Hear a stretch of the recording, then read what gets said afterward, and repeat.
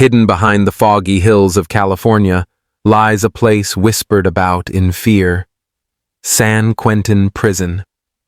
For more than 170 years, this fortress has stood as one of the most dangerous, mysterious, and controversial prisons in America. It's not just a prison. It's a symbol of power, violence, and secrets that most people will never know. From its towering walls to the eerie silence of death row, San Quentin has housed the worst of the worst: serial killers, gang leaders, and criminals whose names became infamous across the world. But what really happens inside these walls? What truths are hidden in the dark corners of this prison? And why do former guards and inmates alike describe it as a place where the line between survival and death is razor thin?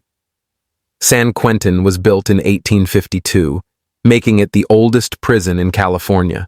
Yet, despite its age, it remains one of the most active, overcrowded, and violent correctional facilities in the United States. At first glance, it looks like any other maximum security prison: thick walls, barbed wire, armed guards. But behind the gates lies an entire world most outsiders could never imagine. Inside, gang wars decide who lives and who dies.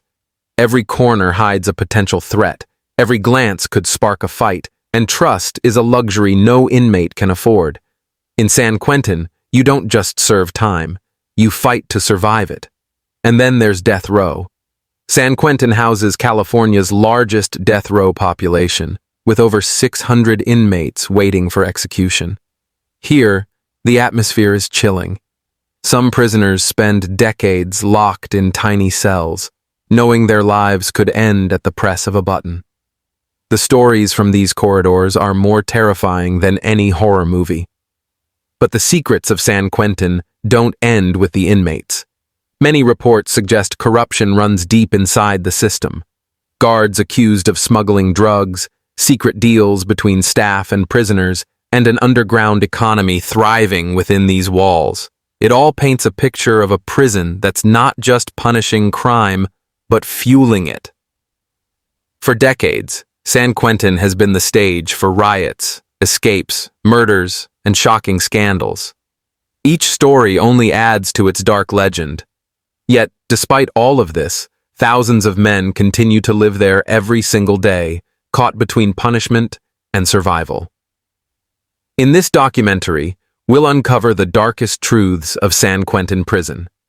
From the daily battles of inmates to the chilling silence of the execution chamber, from the corruption that feeds the underground world to the haunting question of reform. This is the real San Quentin, raw, dangerous, and terrifying. So stay with us, because what you're about to hear are secrets they don't want you to know. Step inside San Quentin, and the first thing that strikes you isn't the walls or the guards. It's the atmosphere. A heavy, suffocating feeling lingers in the air, a reminder that survival here is not guaranteed. For new inmates, walking through those gates is like stepping into another world, a world ruled by fear, respect, and power. Every day inside San Quentin begins the same: the clanging of cell doors, the blaring of alarms, the echo of guards' boots on concrete floors. Inmates are counted, watched, and moved like pieces on a chessboard.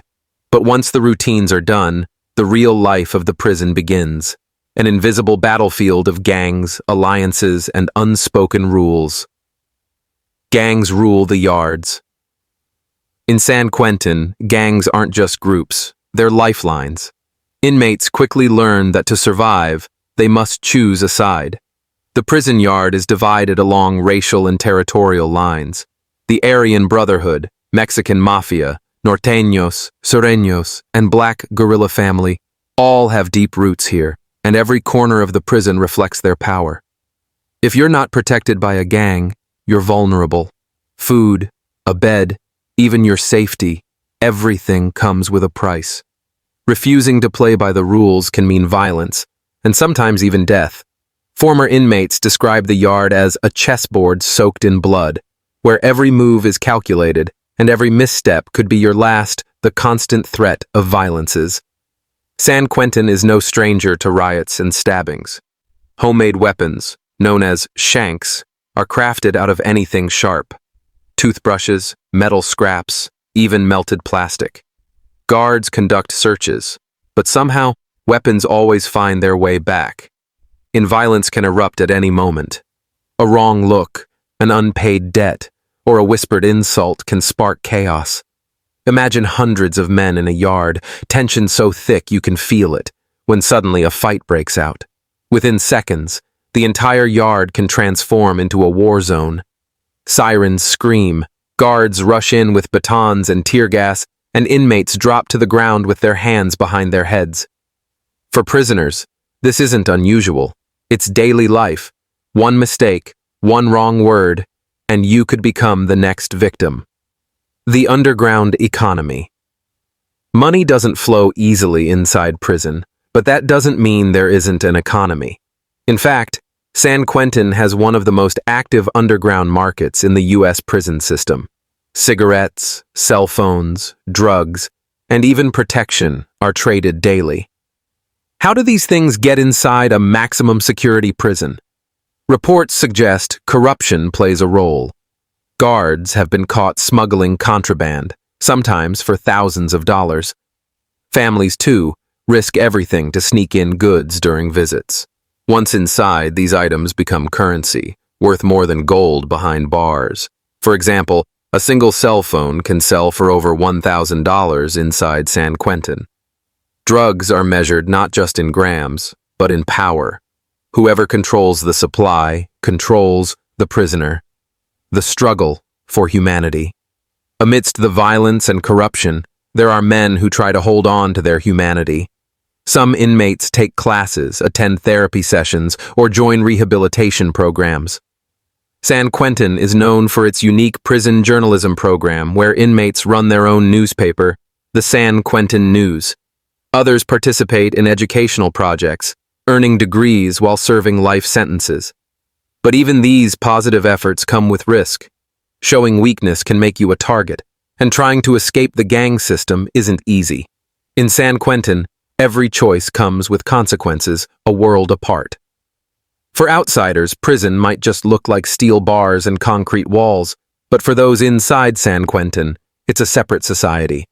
A hidden world with its own rules, currency, and hierarchy. It's a place where every day is a test of survival, where trust is rare, and where violence lurks in every shadow. And this is just the beginning. Because if the prison yard is a battlefield, then death row is a graveyard for the living. Life inside San Quentin is not just about violence, it is about constant psychological pressure. Inmates describe the noise as unbearable. Metal doors slamming, guards shouting commands, radios blaring, and voices echoing through the cell blocks. Privacy doesn't exist. Every move is watched, every word overheard. For some, the pressure breaks them down within weeks. For others, it hardens them into something unrecognizable. New prisoners often talk about the welcome they receive. Veteran inmates size them up immediately, checking who they are, what gang they belong to, and whether they can be exploited. A new arrival without connections is like fresh meat in a shark tank. They might be pressured into joining a gang, forced to pay for protection, or drawn into the underground economy just to survive. Refusal usually comes with a beating. Or worse, meals are another reminder of the harshness. The food is cheap, bland, and often compared to animal feed. Some days, trays of beans and bread are thrown at the inmates as if they are not human beings, but problems to be managed. The cafeteria itself can become a war zone. Many fights and stabbings happen in the chow hall, as gangs use meal times as opportunities to assert dominance or settle scores. Guards know this, which is why they are always on edge during feeding times, ready for chaos to erupt at any second. Even sleep is not safe. Lights never truly go out. Guards shine flashlights into cells throughout the night, and noise from the tiers keeps many awake. For inmates living in fear of attack, closing their eyes for too long feels dangerous. Some sleep lightly, ready to spring up at the sound of footsteps. Others keep weapons hidden under their mattresses, even though getting caught with one can mean years added to their sentence. But for many, the choice is simple. Better to risk punishment than to be defenseless. And yet, despite the brutality, life continues in small ways. Inmates find rituals to keep their sanity. Some work out obsessively, turning their bodies into armor. Others write letters, cling to memories of loved ones, or carve tiny pieces of art out of soap and scraps. These small acts of humanity are survival tools in a place designed to strip away identity. One of the most haunting parts of San Quentin's daily life is the shadow of death row. While general population inmates live in one world, those condemned to die live in another. They spend most of their time in isolation, locked in cells that measure just a few feet wide. Contact with others is limited. Days blur into weeks, weeks into years. For many, the waiting is worse than the execution itself. Some prisoners spend decades awaiting their fate, slowly losing touch with reality. Guards who work death row admit that the atmosphere there is different, heavier. Even they can feel the weight of hundreds of men living on borrowed time. Despite all this, San Quentin is not just chaos. It is a paradox. In one corner of the prison, you might find inmates rehearsing a Shakespeare play or participating in a college program. In another corner, men are plotting violence or smuggling contraband. The contrast is shocking. Rehabilitation and destruction exist side by side, like two worlds constantly colliding. Visitors who have toured San Quentin describe it as overwhelming, not just because of the danger, but because of the energy. The walls seem to hold every scream, every secret, every ounce of rage that has ever passed through the prison. Former inmates often say that San Quentin never leaves you, even after release. The memories, the fear, and the lessons of survival are carved into their minds forever. For those still trapped behind its walls, each day is about choices. Who to trust, where to sit, when to speak, and when to stay silent. A single mistake can cost you your life. And yet, amid the fear and bloodshed, there are men searching for redemption, hoping that one day they will walk out and never return. But not everyone wants them to change. Because behind the system of punishment and control lies another layer of San Quentin's darkness, one that doesn't come from inmates at all, but from the very people meant to guard them. For most outsiders, the guards at San Quentin are seen as the authority, the ones in control, the ones ensuring safety. But talk to inmates, and even some former staff, and a different picture begins to emerge. In a place like San Quentin, power is currency, and sometimes the people wearing the uniforms are just as entangled in the prison's dark web as the men they watch. Every inmate knows that guards can make or break your life inside. A guard can turn a blind eye to an infraction, or they can write you up and send you to solitary confinement. They can move you to a safer unit, or drop you right in the middle of a rival gang's territory. In San Quentin, survival often depends less on the law and more on the mood of the guard standing in front of you. This kind of unchecked authority has led to decades of rumors and documented cases of abuse. Contraband is one of the most common shadows cast over the institution. Despite layers of security, phones, drugs, and even weapons regularly make their way inside. Investigations have revealed that not all of these items come through visitors or clever inmate schemes. Some are carried in by the very officers meant to prevent them. For a guard making a modest salary, a single smuggled cell phone can mean a huge payday. Multiply that by dozens, and suddenly a correctional officer can become a vital part of the prison's underground economy. Former inmates tell stories of officers who ran entire smuggling rings, deciding who got access to phones or narcotics. These weren't random acts of corruption. They were organized, calculated, and highly profitable. And the darker side of this is not just the money changing hands, but the control it gives certain gangs. By choosing who gets what, guards indirectly decide which groups rise and which fall. It's a kind of manipulation that blurs the line between order and chaos. Then there's the violence. Accounts from both prisoners and whistleblowers have described incidents where guards didn't just fail to prevent fights, they encouraged them. Some inmates say they were placed in situations deliberately designed to spark conflict, like being housed next to known enemies or being released into the yard at the same time as rivals. It's an unspoken truth whispered through the cell blocks. Sometimes the bloodshed is not just ignored, but orchestrated. The brutality doesn't always come from other prisoners. Guards have been accused of beatings, intimidation, and psychological warfare. Solitary confinement is often used not just as punishment, but as a weapon of control. Inmates talk about being locked away for weeks or months, deprived of human contact, left in a tiny concrete box with nothing but their own thoughts. The official story is discipline. The unofficial reality, many claim, is torture. But why would those tasked with upholding order descend into such practices? Some point to the environment itself. Working in a place where violence is constant and danger is everywhere takes a toll. Guards are outnumbered hundreds to one, and fear is a daily companion. Over time, empathy erodes. The uniform becomes armor, and cruelty becomes a shield. For some, corruption is simply a way to cope with the imbalance of power. For others, it is greed. And for a few, it's about control, the thrill of holding life and death in their hands. Even outside the walls, corruption has reached the courts and politics.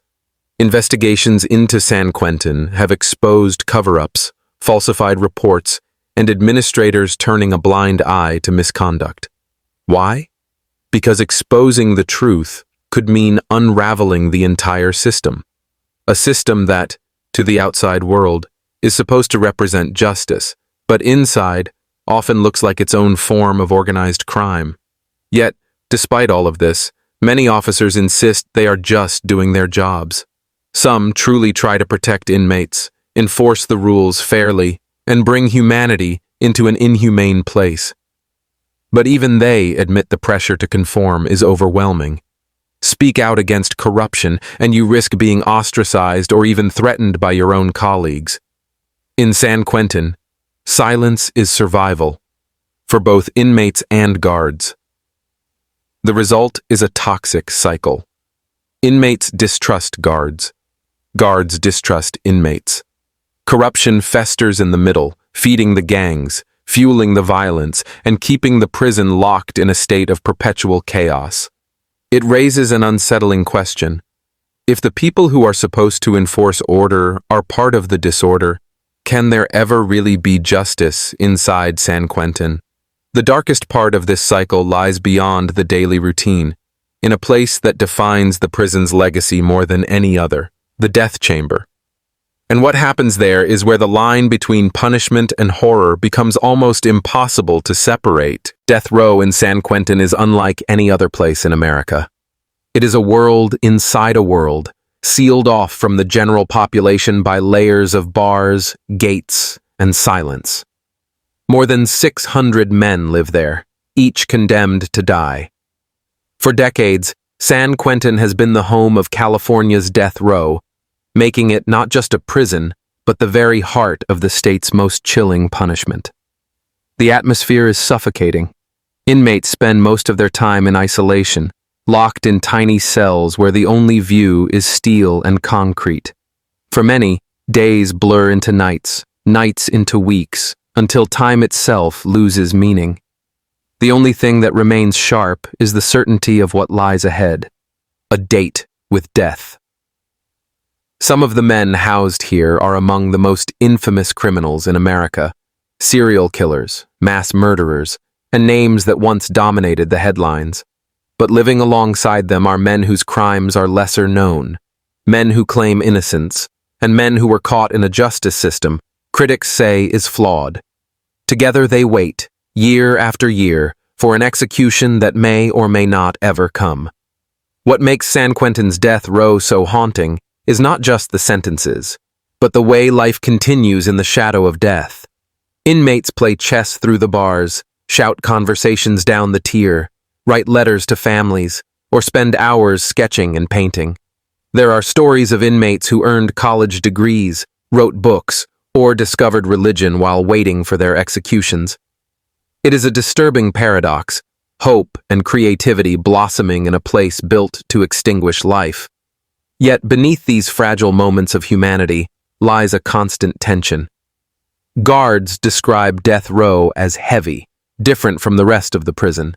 It's not just the violence, though fights and attacks do occur, it's the silence.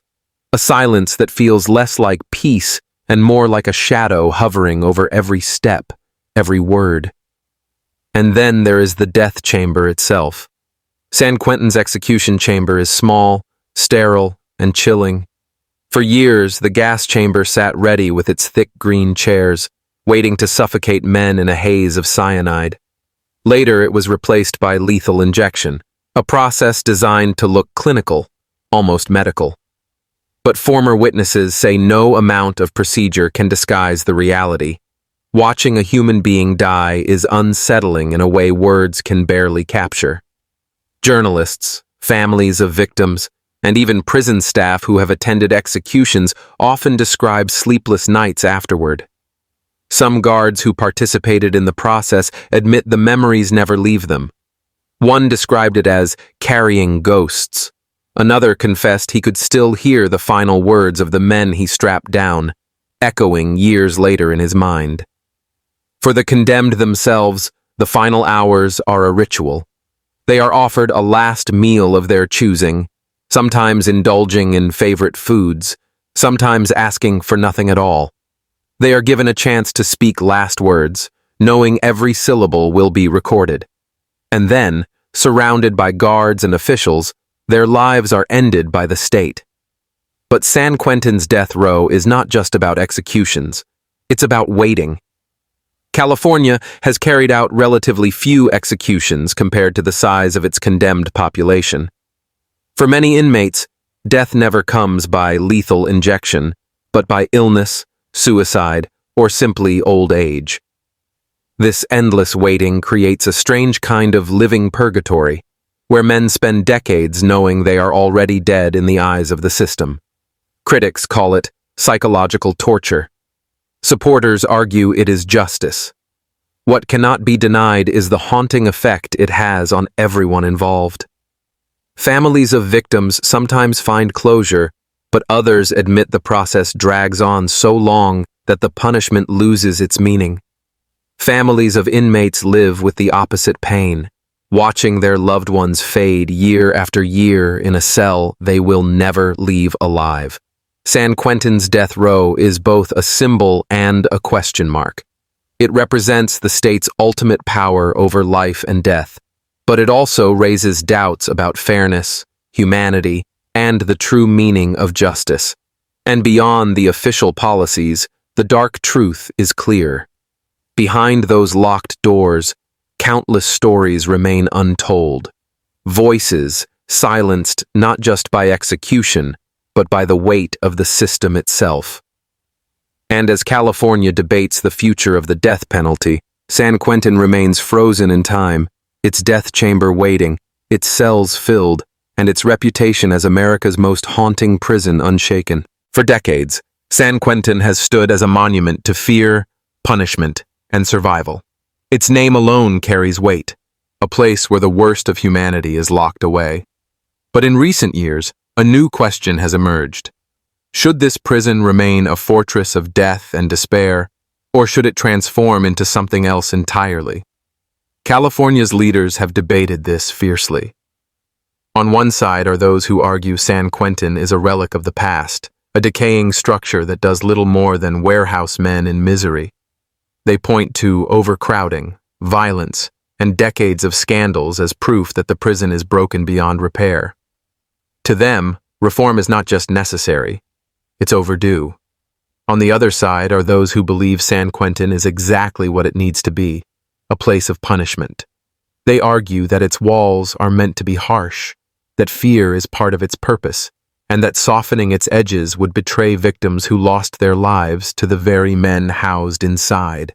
To them, San Quentin is not a failure. It is justice in its rawest form.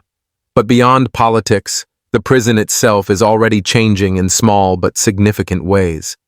Programs once unthinkable in such a notorious place now exist behind its walls. College classes are offered to inmates who want to study. Theater groups perform Shakespeare with men serving life sentences. Counseling and addiction programs give some a chance to face the demons that brought them there in the first place. Even journalists inside publish a newspaper, giving prisoners a voice that reaches far beyond the steel bars. These glimpses of reform hint at a different vision, one where San Quentin could be less about endless punishment and more about rehabilitation. Advocates say that most inmates will one day leave prison, and if they are released broken, angry, and unprepared, society suffers too.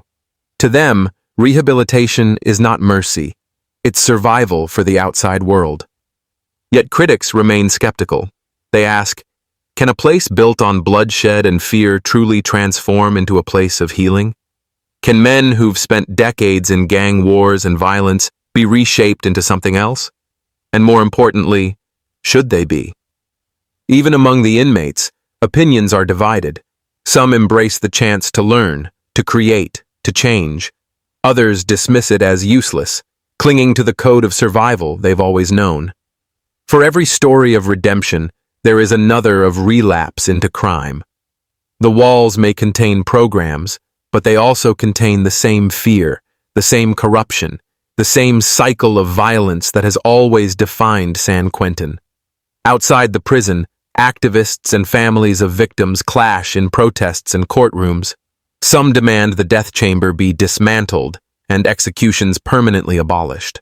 Others insist it must remain, a symbol of accountability. Each voice reflects a different vision of what justice should mean in America.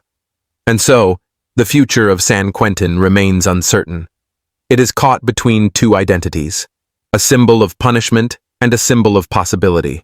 The world watches to see if this ancient fortress will crumble under the weight of its history or rise into something new. But one truth is undeniable. Whatever San Quentin becomes, its legacy is already carved deep into America's story. Its name has become shorthand for darkness, survival, and the unflinching reality of crime and punishment. Whether it reforms or remains as it is, San Quentin will always stand as a reminder. Behind those walls lie secrets most of us will never fully know. And that is perhaps the most dangerous secret of all, that San Quentin is not just a prison.